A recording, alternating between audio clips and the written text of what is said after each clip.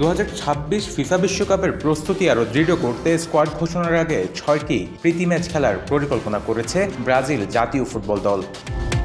Brazil football কনফেডারেশনের দেওয়া তথ্য অনুযায়ী আগামী 5 সেপ্টেম্বর রিও ডি জেনিরোতে চিলির বিপক্ষে এবং 10 সেপ্টেম্বর বলিভিয়ার বিপক্ষে বাছাই পর্বের ম্যাচ খেলবে দলটি।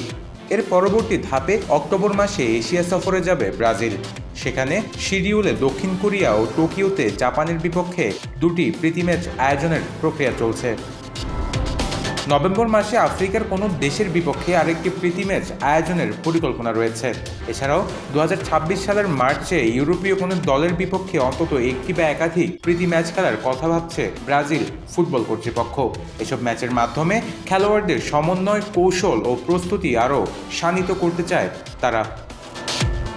এবারের বিশ্বকাপ যুক্তরাষ্ট্র, কানাডা ও মেক্সিকোতে যৌথভাবে অনুষ্ঠিত হবে। টুর্নামেন্ট শুরু হবে আগামী 11 জুন এবং চলবে 1 মাস ব্যাপী।